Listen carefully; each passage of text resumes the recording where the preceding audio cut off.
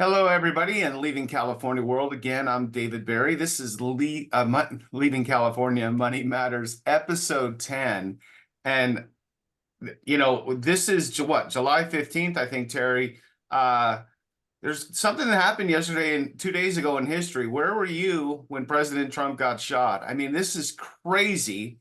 And this is why you need to have resources like us in the Leaving California groups, and you need to have us give you the information. This is so important.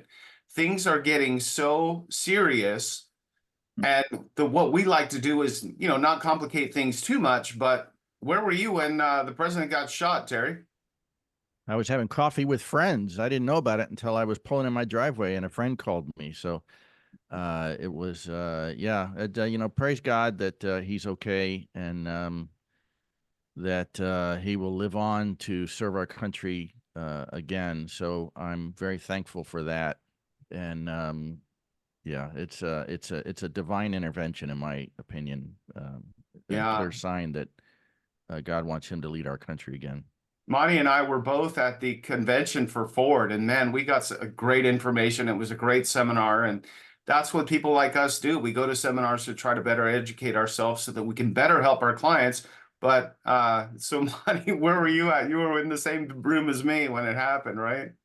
I was. I found out about it at a break when we were finally done, and somebody told me about it. So yeah, It's crazy. I'm crazy. sorry, guys. I didn't mean to get off on a tangent, but that's probably the biggest story of the week. Somebody Mm. tried to take out the top nomination for president. I mean, it's crazy. I hope that all of you guys are safe, and let's get on with the show. So, Monty, I guess besides the president getting shot, there was a lot of things that happened last week. So go ahead, let's dive in.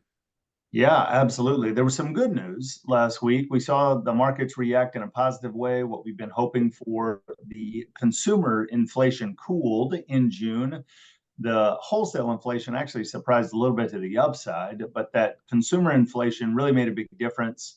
Plus, the Fed chair, Jerome Powell, acknowledged that that elevated inflation isn't the only risk to our economy. So first thing we saw was that consumer inflation cooler than forecasted. It was a lot more encouraging news regarding that CPI, the consumer price index. It fell 0.1% from May, and that marked the first monthly decline since the start of the pandemic and helped push that annual reading lower from 3.3% to 3.0%. Hmm. So that core CPI, which strips out the volatile food and energy prices, it increased 0.1% for the month, while the annual reading declined from 3.4 to 3.3. So all of that measures and suggests that because those estimates were softer, well, the reality was softer than the estimates, that's really making a big difference in what we're seeing for interest rates. We saw an improvement last week. What we've got to remember is that the Fed hiked its benchmark Fed funds rate 11 times between March of 2022 and July of 2023 to a 2-decade high to fight inflation, which had peaked at 9.1% in 2022. So their goal with that series of hikes was to slow the borrowing and spending so that pricing pressure would shrink and inflation would come under control. So the Fed has repeatedly said that they don't plan to cut rates until members have gained great confidence that that annual inflation is moving sustainably towards their 2% target. That's what they all hold to. So the Fed chair, Jerome Powell, he reiterated that sentiment again last Tuesday and Wednesday when they were having their semi-annual monetary policy report to Congress.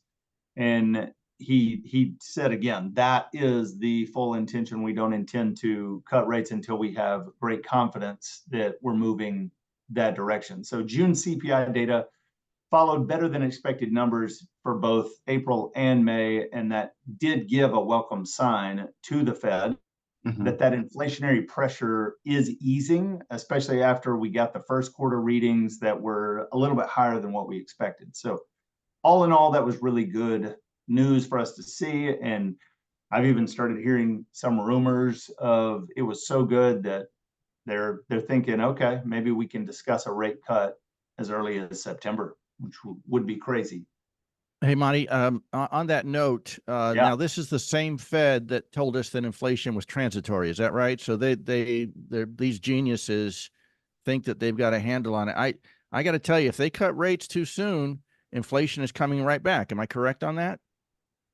Yeah, we don't want to cut it too soon. The thing is, you got to think about it like a car driving on a long road trip.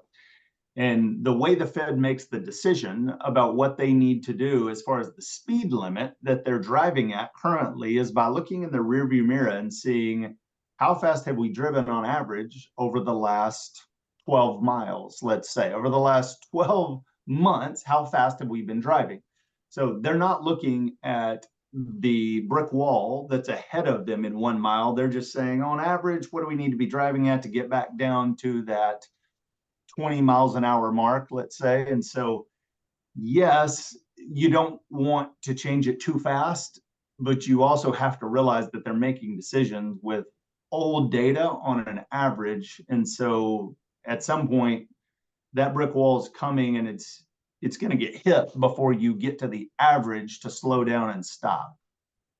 Wow. Is it also fair to say that the Fed raising interest rates to slow inflation is more like taking a cruise ship and trying to use a paddle to turn it, as opposed to the actual reasons, the underlying reasons that we have inflation, which is way too much government spending, way too much monetary easing, which I know a lot of people don't know what that means, but can you kind of dive into that a little bit and tell us why the Fed is not necessarily the best way to cool inflation?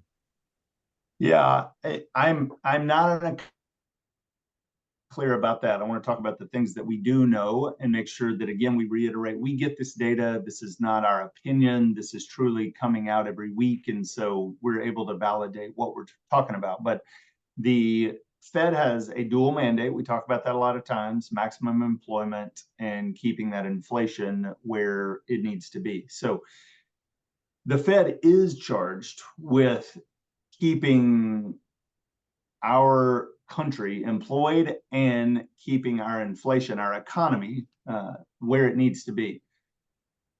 It is a paddle in a cruise ship, yes, but it's the way that it's set up. So I definitely think there's better ways to look at it. And you're right, the monetary policy is it's crazy, very, very complicated, and the Fed is doing their best. I know I probably don't seem like I'm a huge proponent of the Fed and the job they're doing at the moment, because we do believe it's time to make some changes before we hit that brick wall.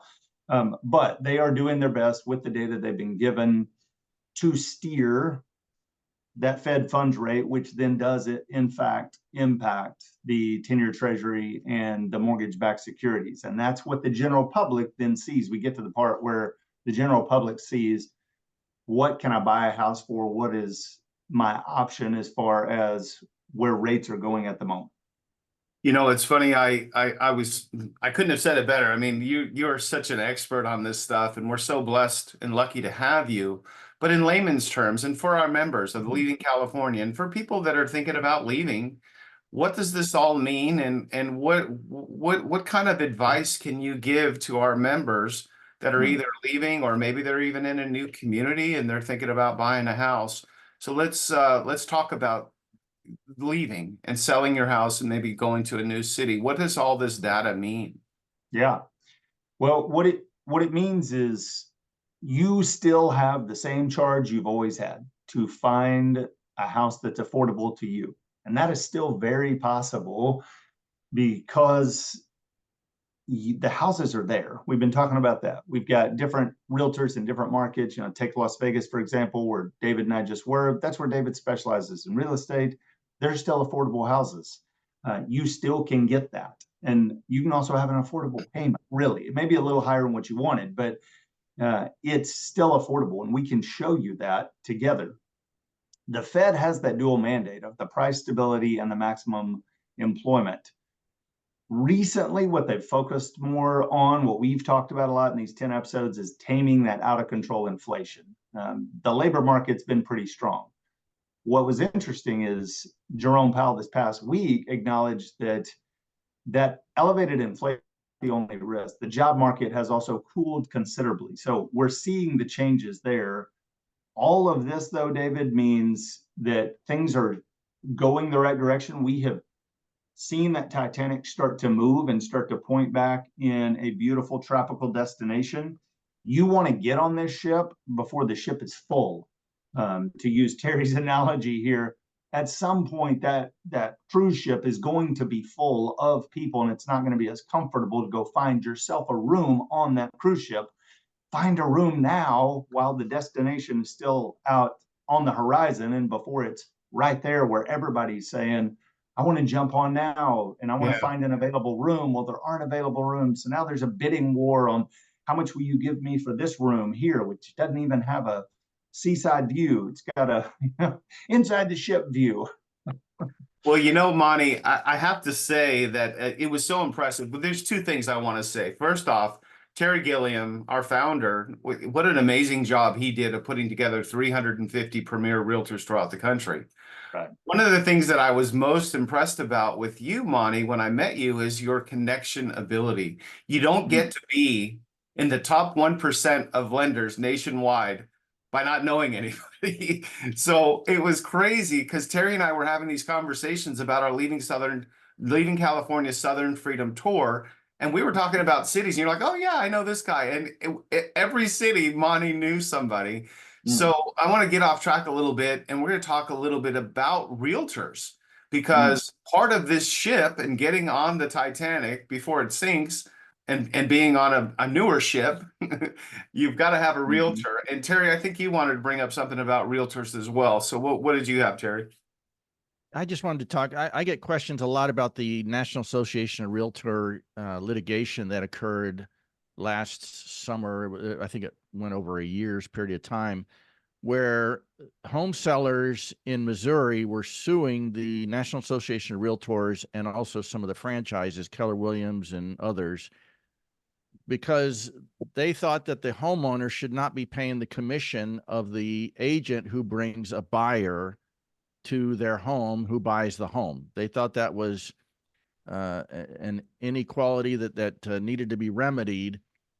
So after a lot of litigation, a class action lawsuit was commenced, and it was decided, a National Association of Realtors decided to settle for a close to $500 million, I think, and I think it was accepted.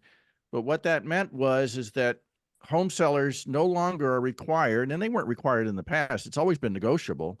Homeowners no longer are expected to necessarily pay a commission to the agent who brings a buyer. Now, everybody's so good. Boy, we just saved a ton of money. Well, guess what? Somebody's going to have to pay for that realtor's time who brings a buyer. It's either going to be the buyer who has to pony up and pay a commission to that realtor who helped them find a home, or it's going to be the home seller. Now, what does that mean in layman's term, or in real terms? What that means is that MLSs can no longer publish the commission on the buyer side. Whoever brings a buyer, the MLS can no longer publish that to make it known to the realtor what they will make if they bring a buyer. With that being said, those agents, if I'm a real estate agent, I've got to make a living, right? If I've got buyers, I've got to be able to make a living. So I'm going to the buyer now and saying, okay, buyer, somebody's got to pay me. It's either going to be the home seller's going to pay me or you're going to pay me. Now, how does that play out? So in the real world, what happens is let's say someone's leaving California, coming here to Central Florida. They're going to call the realtor who's in our group, and they're going to say, hey, I went on Zillow. I found 7 homes I want to look at. Do you know what that realtor has to do now? Because there's no MLS commission shown for that realtor, she has to call every one of those listing agents and say, is your home seller willing to pay a commission, or do I have to get the commission from the buyer for each home? Yeah. So let's say that that you've got four of the 7 homes, the home seller's not willing to pay a commission. You know what that realtor has to do? Okay, Mr. Home Buyer, here's the 7 homes you want to see. These 4, if you buy one of those, you've got to pay me. The other 3, the home seller is willing to pay a commission to me and you don't have to pay. Who do you think they're going to go see? They're going to go see the homes where the home seller pays the commission. So all of this bureaucratic policy that has generated all of this paperwork, hundreds of millions of dollars of payouts, I want to talk about that too, has created all of this bureaucracy now that has to be done when it comes to just buying a home that was really kind of being handled before anyway. I can assure you 5 years from now, most home sellers want their home shown and they'll pay the commission. But we went through all of this litigation and all this other stuff. And let me just address that. I saw recently there were millions of people who sold homes in Missouri. That's where the lawsuit was. Who were part of the class action lawsuit. Wait, hold on, Terry. Before you go there, I wanna just set that up a little bit better because I was pretty upset about it. I know Monty's going to give his take, but the thing is all of these homeowners, and I actually heard that a lot of them were actually happy. They just accidentally got into the lawsuit. But how much money did each one of these guys get for? And they're thinking, oh my God, I hit payday. How much money are they going to end up getting? Well, of the almost $500 million in settlement, if all of them decide to make a claim, the average payout is going to be $13 per homeowner. Let's say it's $20. Yeah, you paid $5,000, $10,000 in commission to the buyer's side, but you're getting $20. Oh, how much are the attorneys getting? Anybody want to know? What? I heard almost $100 million for 2 years of work. Good I job. also heard they were billing at $1,200 an hour for expenses. Well, Monty, $1,200 an hour. That's good work if you can get it. Monty, I But want to hear your take on this. I mean, it really is ridiculous. And all of these people that thought that they were going to get, hundreds of thousands of dollars, getting $20 now, have completely broke the system. And the system was working fine. There were very few people the way I understood it, that were really unhappy. And by the way, if we're talking about realtors, let's be real. There's a lot of bad realtors and there's a lot of great realtors. And the great news is we don't work with the bad ones.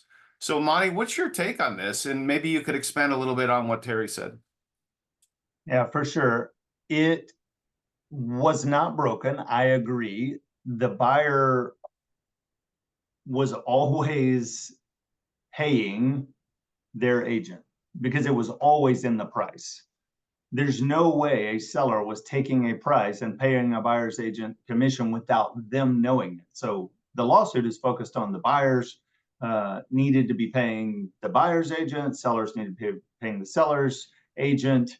But really, if you think about it, if the offer was $500,000 and that meant that $30,000 was paid out in commissions, $15,000 at 3% to the listing agent and $15,000 to the buyer's agent, then that meant that that seller was netting $470,000. They knew that. And so if that same house is up for sale now, they're either going to list it at 485, knowing they're only paying their agent and the buyer can pay their agent, or the buyer can now offer, in theory here, 500,000 and the seller will be happy to pay it.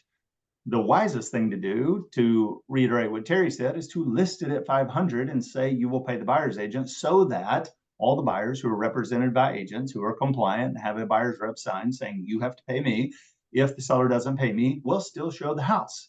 So that's always been the way it was done. It will continue to be the way it's done from a buyer's perspective. Now, shift to the realtors. To your point, David, there's a lot of bad realtors out there, a lot of them. And this lawsuit is awesome to get rid of them. There are so many that I have talked to that are getting out of the business. And when I mean I've talked to them, I mean I've run into them at an event or something like that. And they've shared with me, yeah, I did 2 transactions last year, but I'm not going to be able to continue because of the settlement. I can't sit down with the buyer and explain why they should have to sign a buyer rep. So that's actually really good. You don't want an agent that does 2 transactions a year to represent you on a $500,000 purchase. That's not who you want. You want an expert. You want somebody who knows their stuff. And so I do believe there's good that's coming from this, and it's going to wash out a lot of agents who can't demonstrate their value, and it's going to help the great agents still be able to say, these are the things I do for you, Would that be helpful for you, or would you like to do all of those things yourself as the buyer? Yes, you can be unrepresented, but if you do, these are the kinds of things you'll need to do. You'll need to write the contract. You'll need to negotiate repairs. You'll need to look at the appraisal. You'll need to do all these things, which you don't have any training to do, and there's real money on the line. So I think both of you gentlemen are spot on in your assessments. Mm. And Terry, did we miss anything? Was there anything else? I know we've gone a little bit over on time, but wow, I mean, the news is flying at us, right? There's so many things that are going on in the news, and we want to keep you guys informed because I think education is key. And by the way, speaking of education, at the seminar, one of the things they said is it's not really so much about how much someone knows, but it's about how much they can do and what is their proof. So when you're talking to a realtor, you need to find out, most people, Monty, are going to go do their research and they're going to see, does this guy sell homes or does he just say that he kind of does it once in a while? But anyway, sorry, I didn't mean to get off on a tangent, but we came back from an amazing seminar. Terry, did I miss anything? Just know that anytime there's a lawsuit, the only people who really ultimately win are the attorneys. Always, always, always. And Monty, did you have anything else? Any other reports or stats or any new programs that are out there that people might be interested in? Go ahead. Yeah. A couple of things. One is the general public really can't tell if a realtor is doing business or not. I'll take my brother as an example. He called me over the weekend, was looking to make a move to another city, and asked me to look up two realtors because I can see all their production. I can pull it up and I can see it. And so one of them had production, one of them had none, but they looked the same on Instagram. They look the same on Facebook. And so you can't really tell who's doing stuff unless you have a system like we have to be able to see what's really going on. So I don't want somebody to just make a decision on, hey, how do they look on social media? That's not really a good decision-making factor. So I'm always happy to help people know who's the best agent, who's somebody who's really successful in that area. As far as what's coming up this week, we do get some housing reports coming out tomorrow. There's going to be an update on builder confidence for the month. So that'll be interesting to see. And then later in the week, we're going to get the jobless claims. We'll see more on the labor market. What does that look like?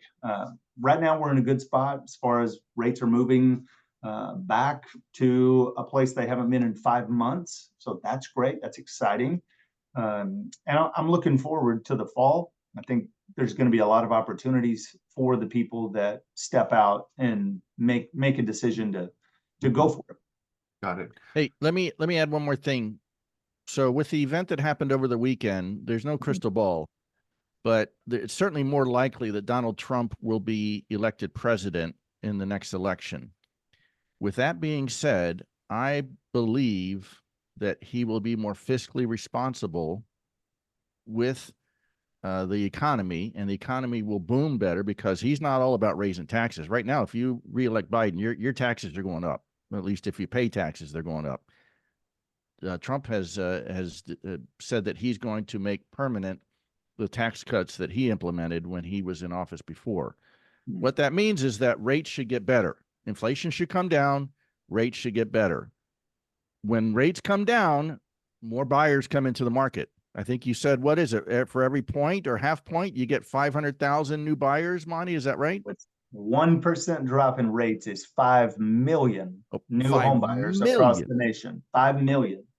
So we go from whatever it is now, 7% down to 6%. You're going to add 5 million more buyers into the market. Now is the time in the summer of 2024 to be looking to make your next purchase, even if it's a second home, an investment home. If you're looking to move in the next couple of years, buy it now and then refinance when rates drop.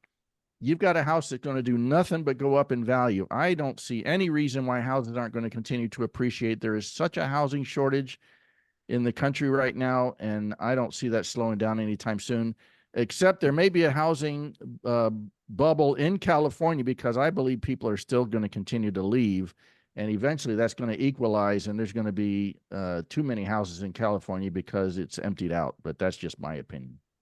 So we haven't really asked for much and this is our 10th episode, so I think it's fair to ask. So to all of our members out there that watch our show every week, I'm going to ask you for something. And what I want to ask you for is I want to ask you to contact us. Contact us and at least talk to Monty. At least give him a chance to talk to you and explain to you how his lending group can help you with your new purchase. Talk to one of our premier realtors. I'm asking you to call us and allow us to explain what we do and how we help people relocate. You don't have to choose us, and it may not be a fit. But since we're giving every week, week after week, we spend a lot of time preparing for this show, and we give out this information from the kindness of our heart.